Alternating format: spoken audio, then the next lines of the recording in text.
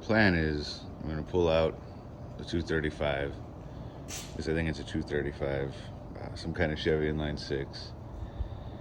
Probably pull the front clip, radiator, leave the fenders, slide it out. Probably end up junking the motor. I've got a 4.8 4L60 gonna be going in it. I'm not sure if it's actually gonna fit, but we're gonna run S10 LS swap headers. We'll do an aluminum radiator, 2-core. I think we have to notch the cross member. Use eBay LS mounts to the engine. We'll use stock V8 58 to 64 mounts on the frame. I believe they have to be spaced up 3/16 of an inch. We're about to trans cross member when we get to it, but that's the first step. Yank that boat anchor out. Rather than trying to drag it with flat wheels, the easiest way is to push the car out from underneath the engine. We'll update, cut out the rusty floor sections. These 4 pans were $100 shipped on eBay.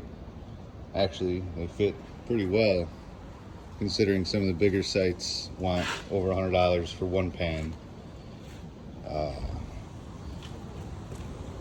If anybody has a line on a tailgate for a 58 Chevy wagon, this one's completely rotted at the bottom. I might try and rebuild it, but I don't think I want to waste the time. I'm also pretty sure that they were using the car as a chicken coop at one time.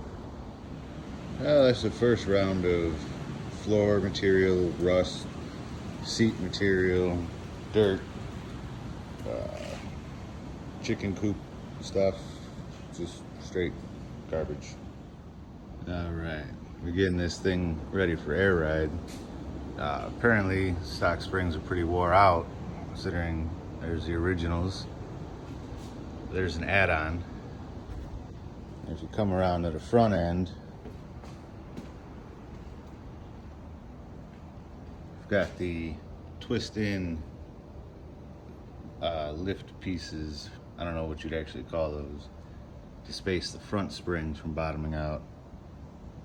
So rather than mess with new springs, trying to get everything to sit level, they would just throw air ride on it, call it a day. Also, what I didn't know is the rear end has no pig, so I'm gonna have to find one of those.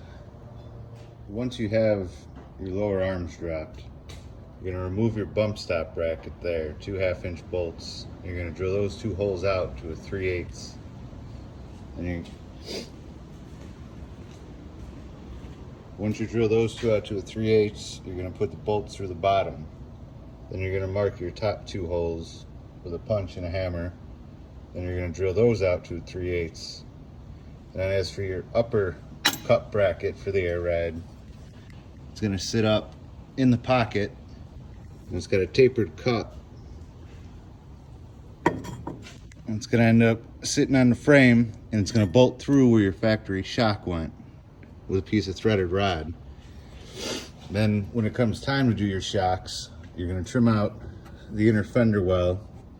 You're gonna either make or buy a shock relocation bracket that'll bolt or weld to the frame. And on your lower arm, you're gonna drill out for a shock stud. And the shocks that I like to use are off of a 1993 Toyota 4Runner 2-wheel drive.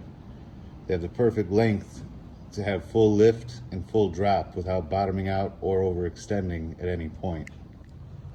Then your lower rear bag brackets, you're gonna remove the emergency brake cable bolt.